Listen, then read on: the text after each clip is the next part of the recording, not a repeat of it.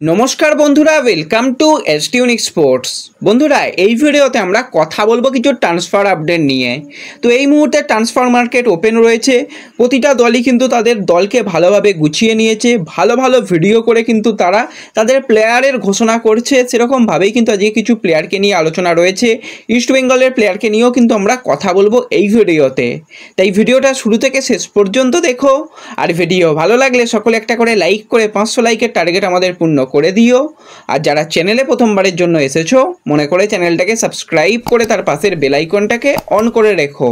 তাহলে তোমাদের প্রিয় দলের খেলার সমস্ত আপডেট তোমরা এখানে পেয়ে যাবে। তো চলো আর দেরি না করে ভিডিও শুরু করা যাক। তো প্রথমেই যদি আমরা কথা বলি ট্রান্সফার আপডেট নিয়ে, তো আজকের দিনে দাঁড়িয়ে কিন্তু অনেকগুলো আমরা অফিসিয়াল আপডেট দেখতে পেয়েছি। মোহনবাগান সুপার জায়েন্টের তরফ থেকে যেরকম ভিডিও পোস্ট, মানে তারা তো সবসময় খোঁচা মারার জন্যই রেডি থাকে, কিন্তু তাদের মাথায় রাখা দরকার দলটা শুধু কলকাতার মধ্যে নেই, দলটা কিন্তু বাদবাকি দলেদের সঙ্গেও খেলছে। সমস্ত দলের দিকেও কিন্তু নজর রাখতে হবে তারা কীরকম কাজ করছে। তো আজকে কিন্তু আমরা বেশ কিছু ভালো ভালো কাজ দেখতে পেয়েছি। প্রথম যে প্লেয়ারের কথা বলবো, 30 বছর বয়সী অ্যাটাকিং লাইনের প্লেয়ার নোয়া সাদুই, যে কিন্তু কেরালা ব্লাস্টার্সে যুক্ত হচ্ছে, তোমাদের জানিয়ে দিয়েছিলাম। তার কিন্তু আজকে একটা অফিসিয়াল কনফার্মেশন এসেছে। আর দুর্দান্ত একটা ভিডিও, মানে খুব সুন্দরভাবে কিন্তু ভিডিও করেছে, একটা মানে ইমোশনাল ব্যাপার তৈরি করা, সেখান থেকে তার অ্যানাউন্সমেন্ট করা, তার সঙ্গে যে চুক্তি হয়েছে সেইটা আপডেট নিয়ে আসা। খুব ভালো কিন্তু কেরালার অ্যাডমিন কিন্তু এক্ষেত্রে কাজ করেছে, অবশ্যই বলতে হয়।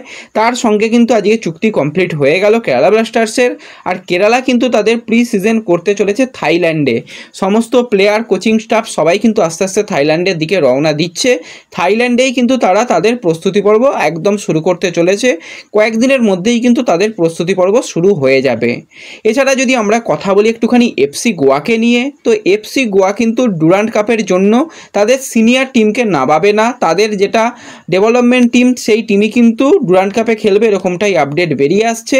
এবং জুলাইয়ের একদম শেষের দিকে এসে কিন্তু তারা প্রস্তুতি পর্ব শুরু করবে। একদম জুলাইয়ের শেষের দিকে বা আগস্টের প্রথম উইকও হয়ে যেতে পারে, তারা তাদের প্রস্তুতি পর্ব শুরু করবে, এরকমটাই আপডেট বেরিয়ে আসছে। তো এরপরে যদি আমরা কথা বলি একটুখানি একজন বিদেশি প্লেয়ারকে নিয়ে, তো দুর্দান্ত মাপের কিন্তু একজন বিদেশি প্লেয়ার মুম্বাই সিটি এফসিতে অফিসিয়ালি সাইন করেছে 2 বছরের চুক্তিতে। তো তোমাদের বেশ কিছুদিন আগেই জানিয়ে দিয়েছিলাম যে 29 বছর বয়সী স্প্যানিশ অ্যাটাকিং মিডফিল্ডারের প্লেয়ার জন টোরাল। তো প্লেয়ারটা কিন্তু তার ইউথ সিস্টেম থেকেই বলো বা যাই বলো, আর্সেনাল থেকে কিন্তু তার বেড়ে ওঠা, আর্সেনালের বয়সভিত্তিক দলে খেলা, দারুণ মাপের প্লেয়ার, বিরাট বড় লেভেল থেকে কিন্তু আসছে। একটা টাইমে কিন্তু সে দুর্দান্ত ফুটবল খেলতো এবং লাস্ট যদি কয়েকটা সিজনের দিকে তাকানো যায় সেখানেও কিন্তু খুব ভালো ফুটবল খেলেছে। তো সেই প্লেয়ারকে কিন্তু অফিসিয়ালি আজকে মুম্বাই সিটি এফসি সাইন করিয়ে নিল।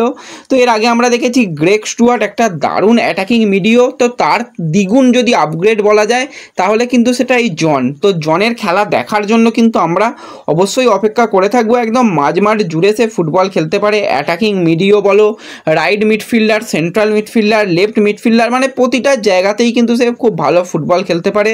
চ্যাম্পিয়নশিপের মতন জায়গাতেও কিন্তু তার 135 ম্যাচ খেলার অভিজ্ঞতা রয়েছে। তো দারুণ মাপের প্লেয়ারকে কিন্তু আজকে অফিসিয়ালি সাইন করিয়ে নিয়েছে মুম্বাই সিটি এফসি। তো এরপরে যদি আমরা একটুখানি কথা বলি ইস্টবেঙ্গলকে নিয়ে, তো তোমাদের সকালেই জানিয়ে দিয়েছিলাম যে প্রভাত লাগরা সে কিন্তু ইস্টবেঙ্গল ক্যাম্পে এসে গেছে। তার অফিসিয়াল কনফার্মেশনও কিন্তু আজকেই এসে যাবে।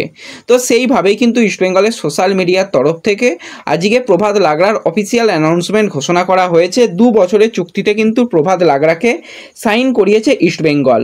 এবং প্রভাত সে ইস্টবেঙ্গলে যোগদান করতে পেরে খুবই খুশি।